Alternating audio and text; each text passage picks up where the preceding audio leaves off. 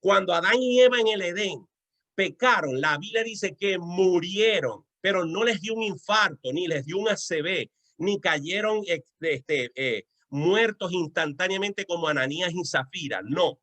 Cuando Adán y Eva comieron del árbol, murieron espiritualmente y transfirieron esa muerte al resto de los seres humanos, de tal manera que todo hombre y toda mujer sin Cristo está muerto espiritualmente para Dios.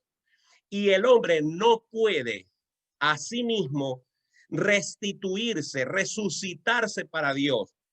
Pero la ley entregada a Israel le permite entender que hay un marco de comportamiento, de moralidad, de justicia que el judío debía apelar, debía anhelar cumplir.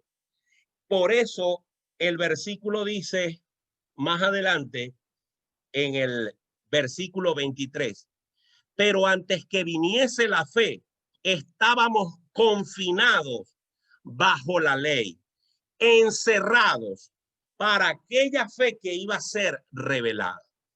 Acuérdense que Dios desde el principio le prometió a Israel un Mesías, un liberador, alguien que los iba a hacer libres para siempre.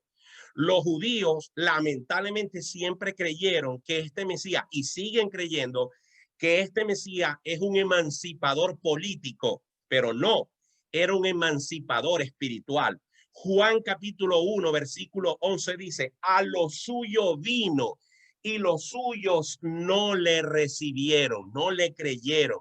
Fueron los que lo llevaron delante de Pilato, y cuando Pilato le sacó a un malandro llamado Barrabás, ellos dijeron, danos a Barrabás y crucifica a Jesucristo. Y cuando todavía Pilato le decía, pero este hombre es inocente, no importa, que la sangre de él sea sobre nosotros y sobre nuestros hijos. Ese fue el comportamiento del pueblo de Israel para con el Mesías prometido 700 años antes, pero ellos se empeñaron en rechazarlo. Ellos prefirieron confiar en las normas. Acuérdense que la ley entregada por Dios también fue transformada por los fariseos y los saduceos, agregándole una cantidad de cosas terrenales y humanas que simplemente se habían convertido en una cosa imposible de sobrellevar, al punto que los mismos fariseos no lo podían cumplir. De tal manera que la ley, ¿verdad? Simplemente fue un marco de referencia que Dios le dio al hombre, primero para que pudiera cuantificarse cuán pecador es el hombre y cuán imposible le es al hombre ser salvo por sus propios medios. Y por eso la ley lo único que hace es conducirnos a Cristo, porque Cristo es el que nos puede sacar de esa cárcel. Cristo es el que nos puede dar la libertad de ese encierro que implica el estar muertos en nuestros delitos y pecados. De tal manera que cuando Cristo viene, en él se cumple la promesa dada a Abraham, y en ese momento, cuando Jesucristo en la cruz del Calvario eleva su voz al cielo y dice, consumado es, y el velo del templo se raja en dos, permitiendo ver lo que había del otro lado. En ese momento, la dispensación de la ley, el pacto de la ley, como medio por el cual Dios se había relacionado con su pueblo, deja de tener su razón de ser.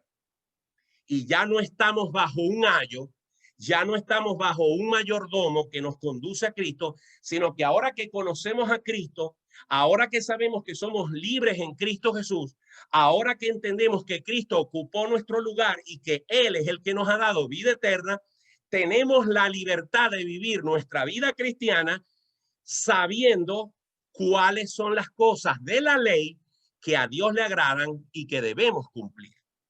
Es decir, ahora que estamos en Cristo, no tenemos libertad para patear la ley, para despreciar la ley, o para decir, ahora sí puedo adulterar, ahora sí puedo codiciar las cosas de mi hermano, ahora sí puedo mentir, ahora sí puedo desobedecer a Dios. No, todo lo contrario. Ahora que conozco a Cristo, quiero servirle y quiero cumplir con todo lo que Dios me demanda, pero no para ser salvo, sino como resultado de una vida renovada y una dirección del Espíritu Santo, el cual no se puede alcanzar por medio de la ley. Así que básicamente esa es la explicación que el apóstol Pablo nos está dando acerca de la ley. Y es muy importante resaltar lo del periodo de tiempo. Versículo 23 otra vez dice, pero antes que viniese la fe, estábamos confinados bajo la ley, encerrados para aquella fe que iba a ser revelada, de manera que la ley ha sido nuestro ayo para llevarnos a Cristo a fin de que fuésemos justificados por la fe, pero venida la fe, ya no estamos bajo ayo, pues todos sois hijos de Dios por la fe en Cristo Jesús. Hoy yo le explicaba a esta misma hermana, y esto es algo que debemos recordar todos los creyentes, porque es muy común escuchar en la calle que la gente dice, todos somos hijos de Dios. El mal llamado sumo pontífice, llamado Bergoglio, acaba de decir hace unos pocos días que él está de acuerdo en que las personas de un mismo sexo puedan ser reconocidos civilmente, ¿verdad? En un matrimonio, porque ellos también son hijos de Dios. Craso error. Pero esa es la idea popular de las personas, que las personas en general son hijos de Dios, cosa totalmente falsa. Dios no tiene sino un solo hijo. La Biblia dice, porque de tal manera amó Dios al mundo que ha dado a su hijo unigénito, para que todo aquel que en él cree no se pierda, mas tenga vida eterna. Entonces, ¿por qué la Biblia dice que nosotros somos hijos de Dios? Porque la Biblia dice también en Juan 1, versículo 12, más a los que le recibieron, a los que creen en su nombre, les dio la potestad de ser hechos hijos de Dios.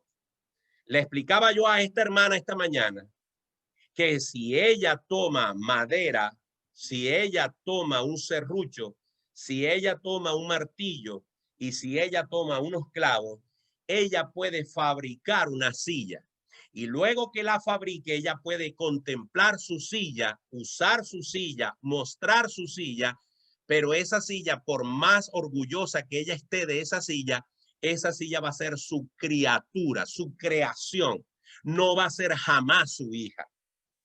Cuando nosotros fuimos concebidos en el útero de nuestra madre, porque nuestro padre y nuestra madre se unieron y nos procrearon, Dios nos creó en ese útero, pero no somos hijos de Dios por eso, somos criaturas de Dios. ¿Cómo podemos pasar de ser criaturas a ser hijos? Por medio de Jesucristo, porque Él es el unigénito, pero al mismo tiempo, tomando en cuenta lo que Dios pensaba hacer en Jesucristo, Él es el primogénito de muchos hermanos. Es decir, que Cristo, siendo el unigénito Hijo de Dios, por medio de su rol como Salvador, a todos aquellos que creen en Él, Él les da el derecho de ser sus hermanos y por lo tanto hijos de Dios, y Él se convierte en el primogénito de esa iglesia, de esos hijos de Dios. Así que las personas, no importa cuán buenas sean, no importa cuán justas pretendan ser, no importa cuán honestos y cuán merecedores de ser hijos de Dios pretendan ser, si no han venido a Dios por medio de Jesucristo, si no han sido salvos por medio del sacrificio de Cristo, seguirán siendo criaturas y al cielo no entrarán. Porque para entrar al cielo hay que ser hijo de Dios, hay que ser coheredero de la gracia. Aquí Pablo está resaltando en el versículo 26 precisamente esa idea. Pues todos sois hijos de Dios, pero no en forma general, sino que dice, por la fe en Cristo Jesús. La razón para que una persona pase de ser criatura a ser hijo es por la fe en Cristo Jesús. Ahora bien, vamos a ir redondeando la idea de de este estudio para dar oportunidad a preguntas o comentarios. Versículo 27. Porque todos los que habéis sido bautizados en Cristo, este bautizado no se refiere a bautismo en agua. Es una figura metafórica del bautismo literal. Lo está usando el apóstol Pablo para decir todos los que han sido sumergidos en Cristo, todos los que han sido imbuidos en Cristo Jesús, ¿verdad? De Cristo estáis revestidos. La Biblia dice y enseña que la doctrina de la justificación es esta, que nuestros pecados fueron transferidos, anotados a la cuenta de Jesucristo. Por eso Él pagó con su perfección por nuestros pecados. Pero al mismo tiempo, en ese proceso de transferencia de nuestra injusticia a Cristo para que Él pudiera cancelarla, para que Él pudiera pagarla, Dios transfirió la justicia de Dios, la perfección de Dios, la transfirió a nosotros. De tal manera que cuando nosotros nos presentamos de Dios, delante de Dios, la justicia de Cristo como un escudo transformador nos presenta perfectos delante del Padre Celestial. De lo contrario, no podríamos tener acceso a la gloria de Dios. Así que aquí el versículo 27 dice que de Cristo estamos revestidos. Cuando Dios nos ve, ve a su Hijo Jesucristo. Y el versículo 28 es un pasaje muy usado por algunas personas para esta idea. Fíjense, versículo 28. Ya no hay judío ni griego, ya no hay esclavo ni libre, y no hay varón ni mujer, porque todos vosotros sois uno en Cristo Jesús. ¿Han oído ustedes hablar de la palabra feminismo? De un movimiento que trata de enseñar que el hombre, el sexo masculino, es un sexo patriarcal, es un sexo cruel, es un sexo que ha oprimido a la mujer y que la mujer, por lo tanto, debe rebelarse y la mujer debe oponerse a cualquier autoridad masculina y que la mujer tiene los mismos derechos del hombre. Y este feminismo en las esferas seculares llega a extremos realmente insolentes, a extremos realmente bochornosos, mujeres que se muestran desnudas o semidesnudas ante las calles, mujeres que defienden con un orgullo tremendo su derecho a abortar y su derecho a vivir como quieran, etcétera, etcétera, etcétera. Este movimiento feminista también ha penetrado la iglesia del Señor de formas un poco sutiles, de formas un poco más francas. Y ahora, dentro de nuestras iglesias, existe la tendencia a que la mujer tiene la misma autoridad del hombre y que en el hogar la mujer tiene la misma autoridad del hombre.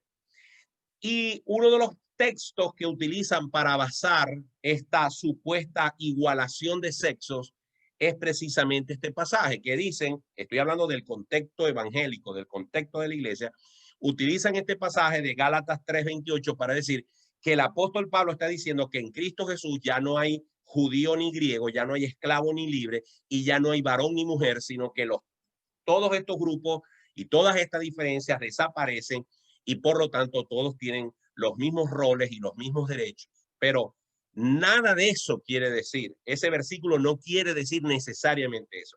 Ese versículo lo que está diciendo es que desde la perspectiva de Dios y desde la perspectiva espiritual, ahora todos somos uno en Cristo Jesús. Que Dios nos vea a todos como hombres y mujeres salvos, redimidos por la sangre de Cristo, y nos vea a todos ahora como sus hijos desde la perspectiva espiritual. Pero eso no quiere decir que la mujer no se deba someter al hombre en el hogar, porque el orden establecido por Dios es que en el hogar el hombre es cabeza de la mujer y la mujer debe estar sujeta al marido. Yo no voy a entrar en detalles sobre las deformaciones milenarias de los abusos que los hombres han cometido en contra de las mujeres e incluso de los abusos que han cometido algunos cristianos evangélicos machistas, brutos, obtusos, que creen que la mujer es un trapo y pueden hacer con ella lo que les da la gana y se agarran convenientemente de algunos versículos, pero no leen otros versículos que dice que tienen que amar a su mujer como Cristo amó a la iglesia, sino que obtusamente pretenden hacer con la mujer lo que les dé la gana. Yo no voy a entrar en esos detalles. Yo entiendo y espero que quienes están viendo este video y quienes lo vean posteriormente entiendan que si Cristo me dice a mí como macho, como hombre, que yo debo amar a Cristo, a mi mujer, como Cristo amó a la iglesia, yo estoy en peores o estoy en un problema mayor que el de mi mujer cuando le dice Cristo que ella se tiene que someter a mí. Es decir, es más fácil someterse a mí que yo ame a mi mujer como Cristo amó a la iglesia, porque amar a mi mujer como Cristo amó a la iglesia significa que tengo que estar dispuesto a entregarme por ella. Cuando Dios lo único que le pide a la mujer es sométete a tu marido. Así de sencillo. Algunas personas pretenden usar este versículo para decir que no, que la mujer es igual que el hombre y que en la casa la mujer tiene tanto poder de decisión como el hombre, que la mujer se puede rebelar. Y lo mismo en la iglesia.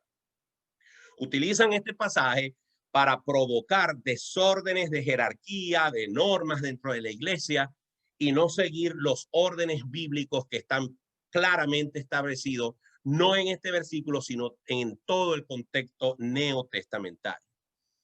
Así que, como decimos en Venezuela, ni tan calvo ni con dos pelucas. Este pasaje lo único que nos está diciendo es que en Cristo Jesús las diferencias entre gentiles y judíos ya no existen. La diferencia de que un esclavo y un libre sean precisamente desde el punto de vista social, uno jefe del otro y uno está sujeto al otro, si los dos son cristianos, delante de Dios son igual.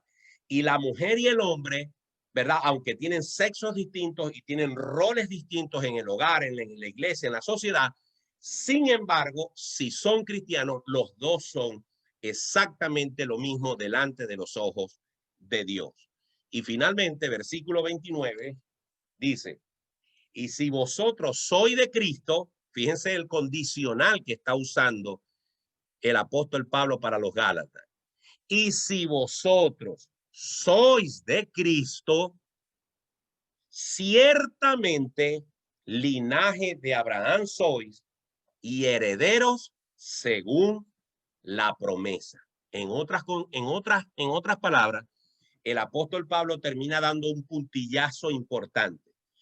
Es decir, el apóstol Pablo en otras palabras está diciendo, a ustedes, los judaizantes, los quieren meter por el método del judaísmo para ser linaje de Abraham. Pues sepan ustedes que ustedes, si van a ser linaje de Abraham, lo pueden ser en Cristo Jesús, no por la ley. Si ustedes realmente lo que quieren es ser herederos de la promesa que Dios le hizo a Abraham y le dijo, en ti serán benditas todas las naciones, para que ustedes sean acreedores, para que ustedes se puedan aplicar, para que ustedes se puedan arropar con el cumplimiento de esa promesa, entonces ustedes tienen que estar claros que eso se alcanza es por medio de Cristo y no por medio de la ley. Ese es básicamente lo que abarca este pasaje y nos quedan 12 minutos para cualquier comentario o pregunta. Necesito que cualquier comentario, que cualquier pregunta sea lo más sucinta posible. Voy a permitir participación de una persona por vez, es decir, de una sola vez, para que todos tengan oportunidad y aprovechemos bien el tiempo.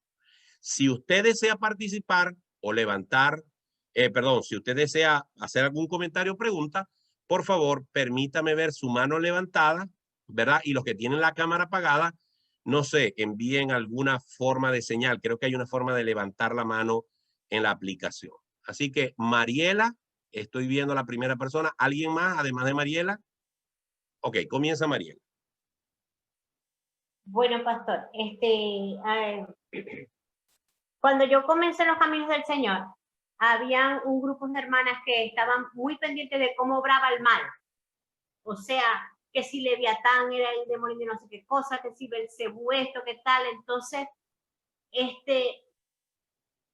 yo vine y yo le pregunté a una líder que si eso era bueno o malo. Entonces ella me dijo que, que más bien estudiar a Dios, los beneficios de Dios y el poder de Dios y las características de Dios, porque me podía ir por ramas y cosas profundas que quizás me iban a confundir. Y bueno, y la palabra dice que tenemos que escudriñar las escrituras, tenemos que ya, pero tengo una experiencia cercana con un amigo que él comenzó comprando diccionarios y entonces, no, que compró un diccionario hebreo, yo todavía, no sé, me dio una cosa en el corazón y le digo, mira, no voy a decir el nombre, voy a decir Pepito. Pepito, vos deberías demostrarle todos esos libros al pastor a ver qué opina. No, pero si yo estoy escudriñando las escrituras. Bueno, resulta que él empezó, ahora está en el judaísmo, creo yo. Es más, y ahora yo antes le decía, Dios te bendiga, y él me decía, amén. Ahora yo me lo encuentro en la calle y le digo, Dios te bendiga, y no me responde. O sea, no sé si es que me creerá indigna. Mi pregunta es la siguiente.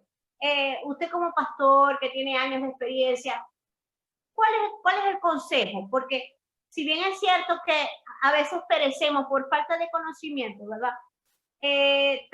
También podemos caer en el peligro de que por estar estudiando mucho nos creamos súper dotados, que Dios me dotó a mí con un conocimiento que nadie más lo dotó y podemos caer, Dios nos libre, en una falsa doctrina. Entonces, de acuerdo a su experiencia como pastor que ha visto, ¿qué nos recomienda?